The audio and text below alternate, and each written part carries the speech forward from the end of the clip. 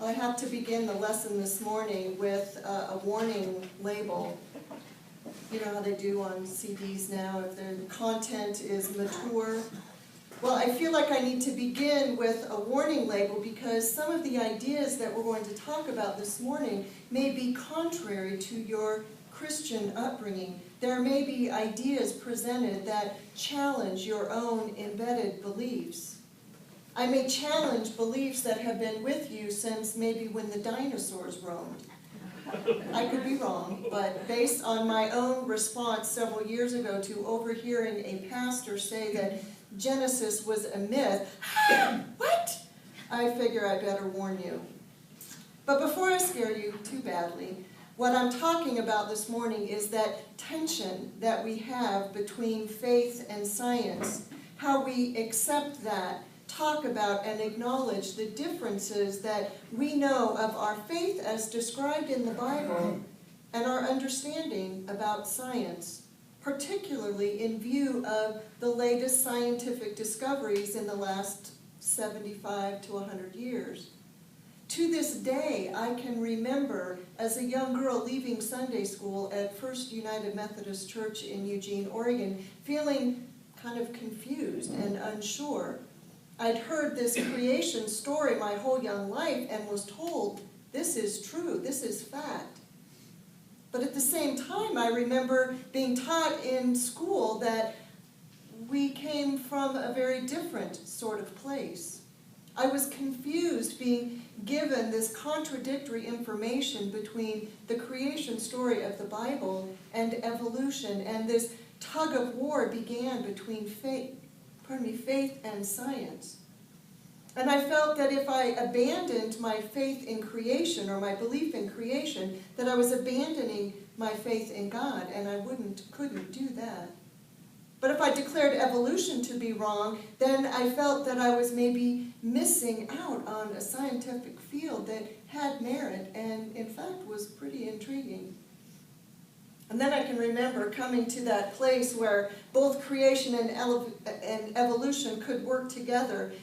My young brain then just accepted that, well, God created evolution, so we're good. Right? Well, and I pretty much lived with that understanding until a few years ago when my pastor said that the creation stories were a myth. Does that disturb any of you? I was angry and wanted to confront him, but I didn't feel like I had the necessary knowledge to do that. That's like saying Genesis is a fairy tale. Are you telling me that Genesis isn't a factual, historical account of our creation and our history as a people? Now, as much as I'd known deep down that no one had ever said it to me that way, and it slowly dawned on me that these stories were not written as a historical account of creation, but as a story to explain the origins in means that the writers of that day could understand. Now, a myth is not a fairy tale. That was my own belief system. But a myth is a traditional story about heroes, and it's often used to explain the origins of a natural phenomenon or aspect of human behavior. So this doesn't mean that they aren't true, but there may not be a factual base to them in the sense that we know and understand in history today. So why have we been put in a position where we're asked to choose faith or science?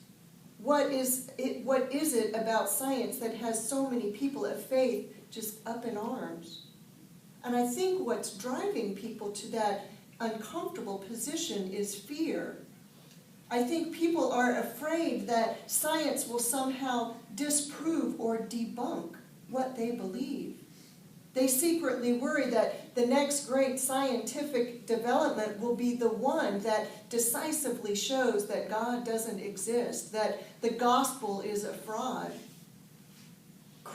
Some Christians, fear science because they think that it either competes with faith or is actively engaged in destroying faith. They think maybe that science and God are mutually exclusive, and if you give science an inch, well, it will just take over and God will be eliminated. is not threatened by science. If creation is the handiwork of God and science helps us to see the exquisite and marvelous working of creation, how can it do anything but magnify God for the people of faith? 8 years ago, my mother and I traveled to Italy for 2 weeks. She had offered me to take me on a trip anywhere in the world I wanted to go, but I had to quit smoking. Any retires? I didn't quit. I'm not a quitter, so I retired from smoking. But I had to quit for at least a year before she would take me. And then she told me if I ever started again, I had to pay her back for the trip. And of course, I've told her I'm going to smoke at her funeral, but I won't. But I quit smoking, and a year later, I was pregnant with Cameron, so we couldn't go on the trip. So actually, it was 2 years after I'd quit, we finally made the trip, and I chose to go to Italy. We were there for 2 weeks, and we saw some of the most amazing masterpieces, those that Italy is really known for. We saw Da Vinci's Last Supper in Milan. We saw Michelangelo's La Pieta in Rome, and the marble somebody help me. Sculpture, I was thinking structure, that wasn't the right word. Sculpture of David in Florence. But one of the most beautiful things that we saw was the Vatican Museum that then ended in the Sistine Chapel. How many have seen the Sistine Chapel? A few of them. As we entered the chapel, well, first our tour guide was knowledgeable enough to know we got there first. He kind of rushed us through the museum so that we could spend time in the chapel before the crowds descended. If you go later in the day, it's just wall-to-wall people, I'm told. But we were the first into the chapel, so we had the whole room to interact. So we walk in, and the fresco is what really, for me, what grabbed me the first. It was, I'd seen these pictures, I'd studied it, I knew about it, but nothing can compare to actually seeing it in person. And then our tour guide began to explain and talk about the different pieces and parts, and talked about the 9 center panels that were the stories of Genesis. And each one, as she talked about it, it just brought the stories to life. It brought that piece of art to life. She told us that it took Michelangelo 4 years to complete the work, and that his work, this is no surprise, is considered to be some of the most important works in the history of art. She also told us that Michelangelo had pioneered many, many new techniques through the process of painting these frescoes. And then she told me something I wasn't aware of, maybe you all know this, but I always presumed that he painted laying down. I mean, that's a big ceiling, right? No, in fact, she said that he stood on a scaffolding and painted standing up, which I'm thinking you must have huge chiropractic bills, but and that was a surprise to me. So my question to you then is, do you think that the guide's information about this magnificent piece of art made me any less in awe of the work before me? Or were her insights and knowledge useful to me to lead me into a greater appreciation of the Sistine Chapel and Michelangelo's artwork? Well, in the same way, scientists act as God's tour guides. Whether they believe in God or not doesn't really matter. But by helping us to understand God's handiwork, they add to the majesty and glory of creation. They don't detract from it. And as a believer, it leaves me with an even greater sense of awe about the one who created us. Now, when Christians insist on reading the Bible as a factual, historical account of our creation and count up the years from the genealogies and state with some assurance that our earth is less than 10,000 years old, I have to wonder if they realize how naive that sounds. Non-Christians are looking at us and wondering if we have kept up with the times or if we have simply just stuck our head in the sand to avoid the fear that comes with lack of knowledge. Genesis was written not as a lesson in cosmology or biology or physics. The scripture was written as a form of Hebrew poetry. The creation story reminds us that we were created. We were not accidental manifestations of the cosmos. We were called into being and were given shape and form, and that God established the universe and all that's in it. And when you observe the detailed workings of the human body and how miraculously we are knit together, you can't help but look at science and see God's fingerprints all over it.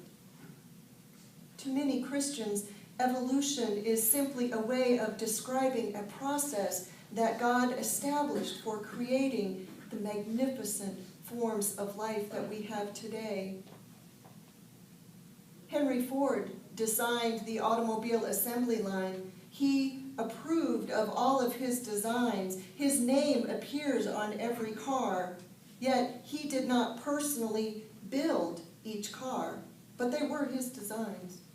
His fingerprints are all over his process. Millions of Fords were produced during his watch over the company, and no one says that because Ford didn't personally build each car with his own hands that he wasn't ultimately responsible for Ford automobile. Had there been no Henry Ford, there would be no Ford Motor Company. Think of creation in this way. God created the process and the plans for the progression on our planet.